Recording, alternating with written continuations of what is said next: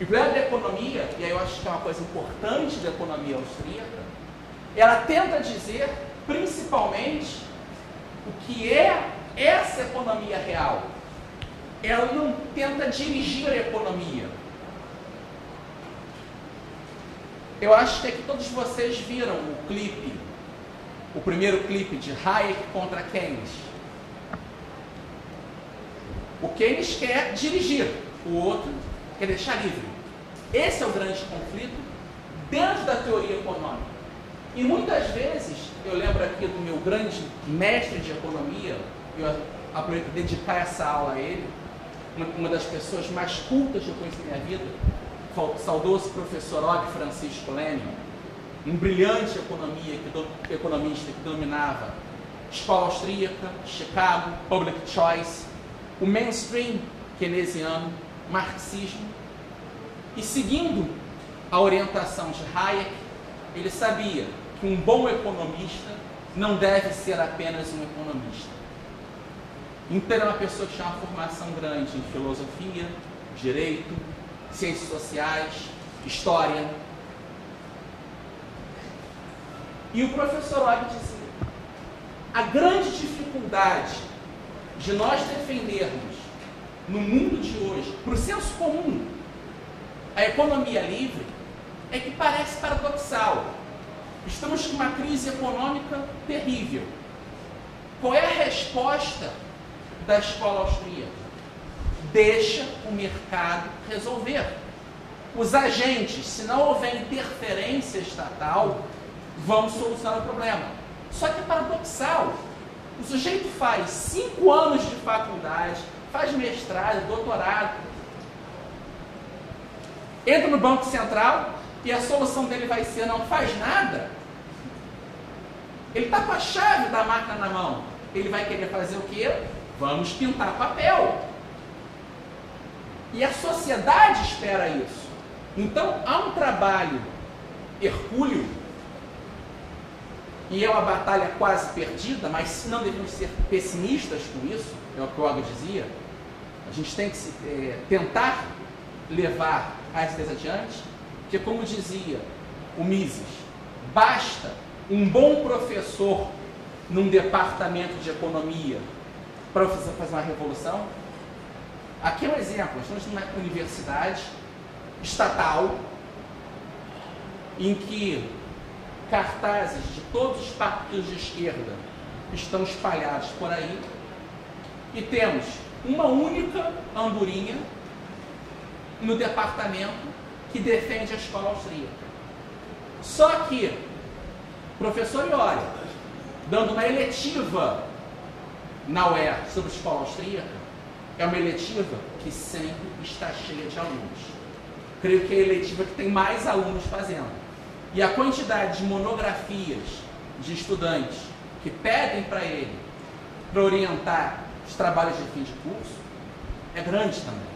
Então, há uma procura por essas ideias. Infelizmente, muitos estudantes, como agentes econômicos, na hora que se formam, não vão poder militar pelas ideias que defendem. Vão para o mercado financeiro e vão ter que defender o que é hoje em dia o mainstream. Então, o trabalho nosso é até congregar essas pessoas que são obrigadas, por uma questão de ação humana, fazer o que não querem. Ah, não, eu tenho vários amigos meus que são funcionários públicos, dentro de locais complicados, do judiciário, que por eles estariam na esfera privada. Só que eles sabem que não conseguiriam a mesma remuneração. Então há uma distorção no nosso mercado que, infelizmente, às vezes, o Estado paga mais, isso é privado. Nós temos que fazer o quê? Mudar essa situação. Porque uma das grandes desgraças de um país como o Brasil é nós vermos mentes boas buscando o futuro não na criação de riquezas, mas no consumo de riquezas. Mas porque a lógica nossa está errada. Nós não estamos entendendo o ponto ontológico central. Qual é o ser da economia? O que é a economia? A visão clássica da economia e a escola austríaca, de certa forma, não vai contra essa visão, é de que a economia ela vai tratar, tem até aqui escrito isso, com a melhor para citar, exato. Eu vou aqui fazer uma citação da economia que diz o seguinte: a economia lida essencialmente com um problema de escassez de meios em face de fins ilimitados, que surge na sociedade quando meios escassos são postos diante de fins alternativos. De modo que a utilização de certos recursos para determinados fins implica necessariamente no sacrifício dos demais fins, levando, assim, ao sacrifício de oportunidades alternativas. Exemplo. Eu adoro vinho importado. Italiano, chileno, tem vinhos ótimos. Eu dei uma aula, ganhei $100 pela aula. Eu tenho $100.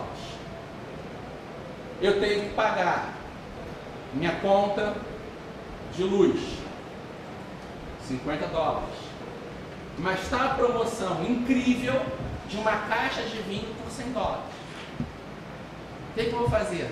Eu não posso, por responsabilidade, usar aquele dinheiro que eu tenho para... Eu perdi uma oportunidade. Eu estou sacrificando um meio escasso, dinheiro, é uma das mercadorias mais escassas do mundo, moeda real. Nós temos muita moeda inflacionada hoje.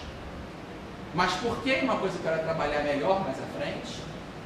Em certos locais, o capital é tão bem remunerado com juros altos, porque a moeda é escassa. Por que os juros são tão altos no Brasil? Em parte porque o governo intervém? Sim, há intervenção orçamental. Mas, por outro lado, porque nós somos um país sem poupança. O que nos anos 70, o ministro Delfim Neto falou? A cartilha keynesiana. Vamos desenvolver o país, vamos gastar. Gastar o quê? O dinheiro do governo. Só que o governo não cria dinheiro. Mesmo quando ele cria a sociedade, o conjunto de indivíduos que constituem a sociedade, pagam o preço da gastança governamental.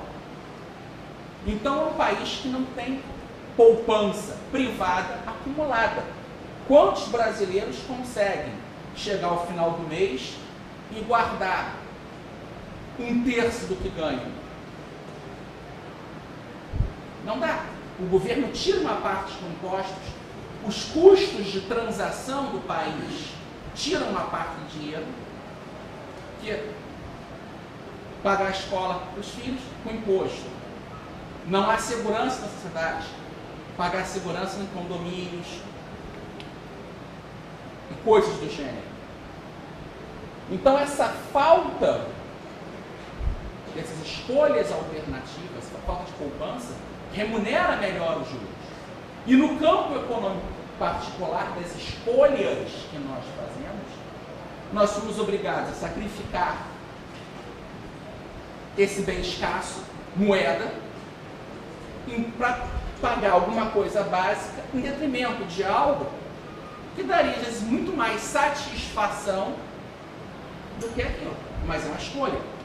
Nós temos que, o tempo inteiro, tomar decisões. Nessa perspectiva, nessa visão da economia, que é uma visão clássica, que eu creio que nenhuma escola econômica discorda desse ponto central, nem mesmo o marxismo.